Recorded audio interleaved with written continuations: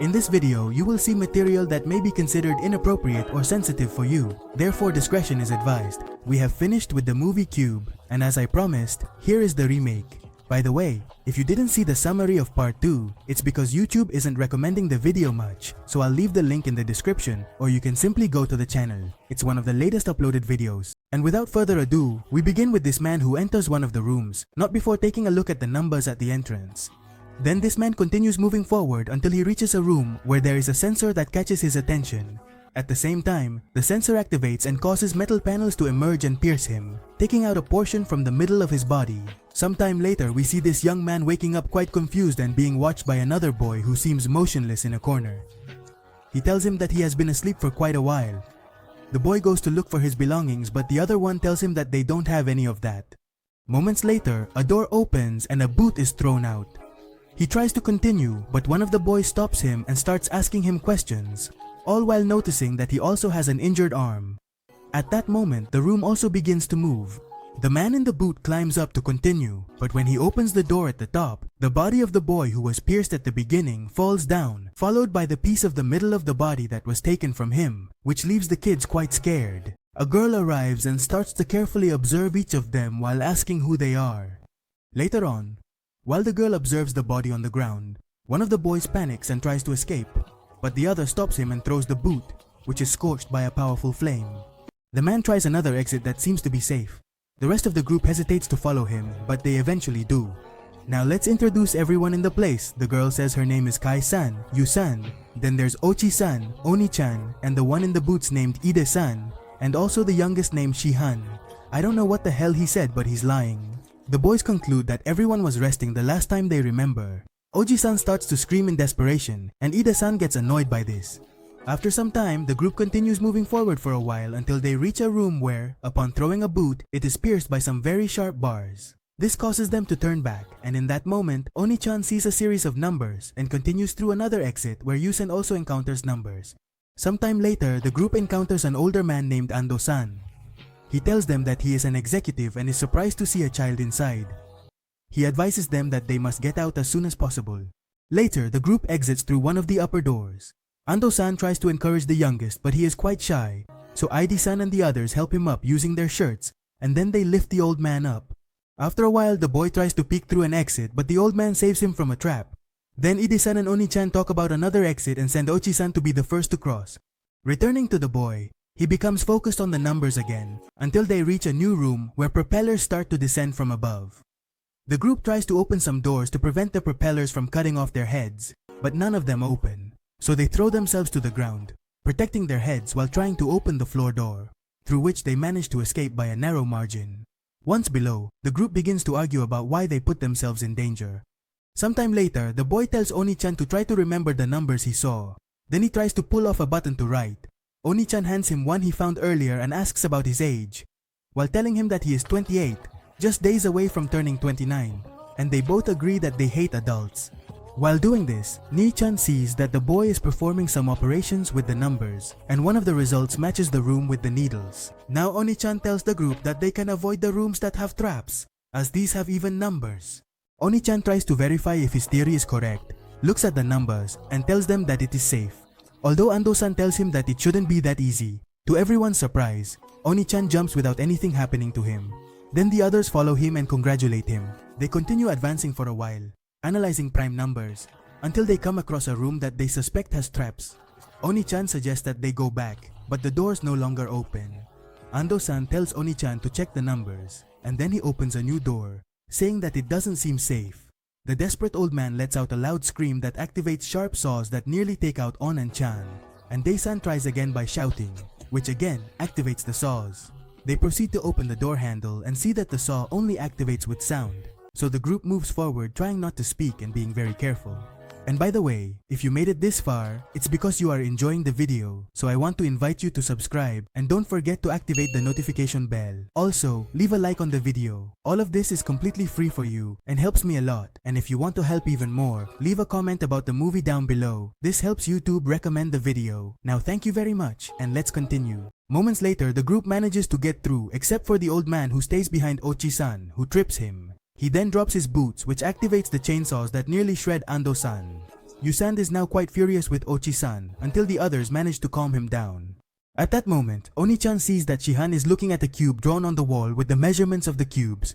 Later on, the old man says they must try to escape, but without Ochi-san, this seems to unsettle the boy, whose reaction appears to trigger a gas trap in the room.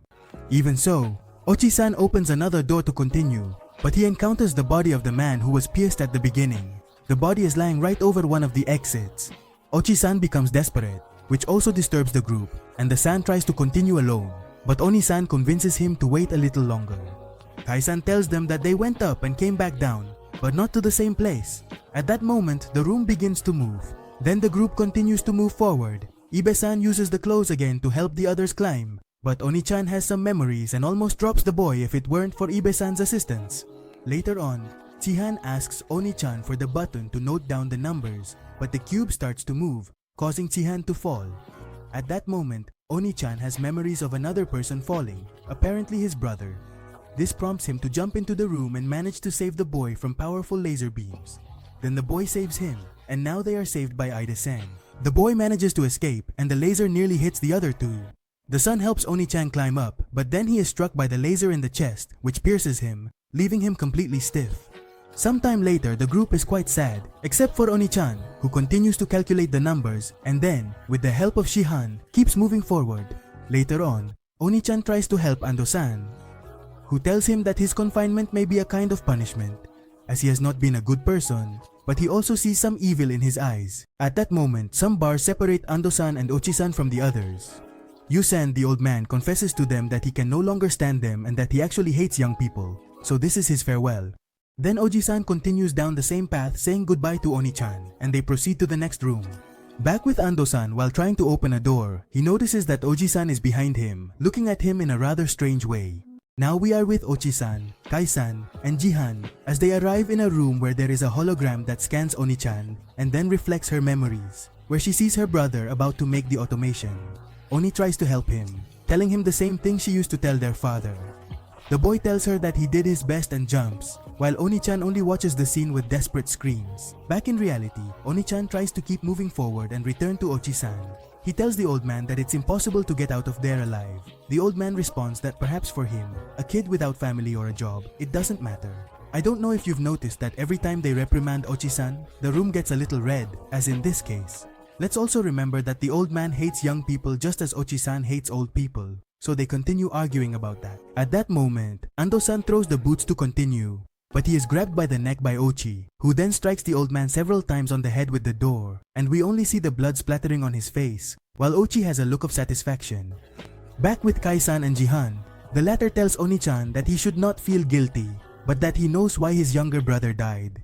After a while, Jihan opens the floor door and tries to get married, but he is caught by Oni-chan. Thus learning from his mistake, suddenly he realized he needed to make a little more effort to save his brother. Jihan opens another door through which a breeze can be seen entering.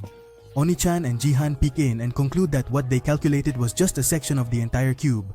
Oni throws a boot and notices that it took 3 seconds to fall. With that time, he calculates that it is about 53 meters in height. Then they see other rooms moving down and start making new calculations to try to find the exit. The boys say it must be 99, but they didn't see that number. Kai-san tells them that she did see it in one of the previous rooms, in between 2 other numbers.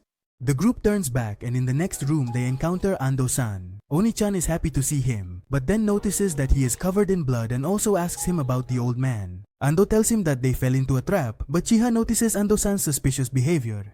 The group continues to move forward, and Ochi-san tells them that there are no prime numbers. Let's remember that prime numbers indicate whether there are traps in the room. The last to go is Chihan, who tells him to tell the truth about what happened with the old man. However, Ando, although he appears quite nervous, sticks to his lie. In the next room, Chihan tells Oni that Ando is lying to them, and at that moment, Kai finds the number 999 for the exit.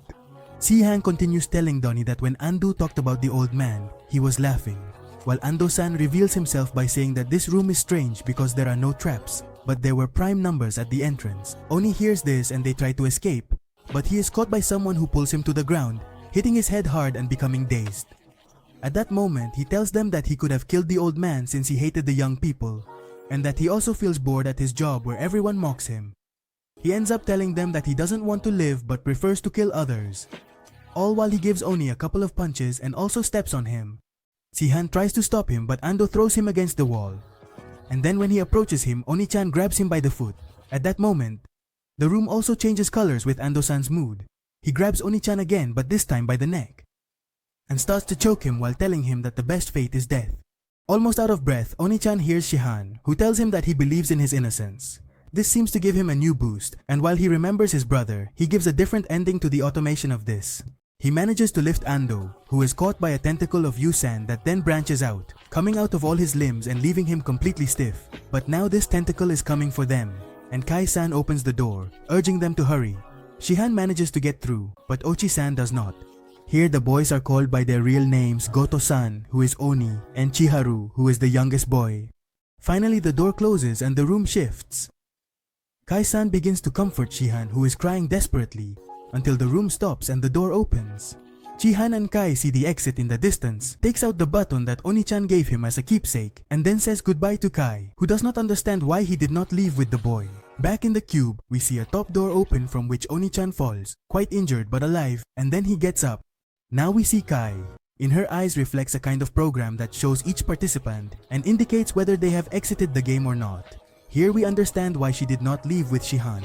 Kai is a kind of robot that is with the trapped individuals. Then it goes to where there is a new group of participants whom it seems to scan and prepare to start anew. And this is how this part of the Cube remake ends. Remember to follow me on Kick. I am streaming live every day playing, and you can chat with me there. Now, let me know what you thought of the movie and the summary. Thank you for watching, give it a like, subscribe by activating the bell, and don't forget to brush your teeth before going to bed.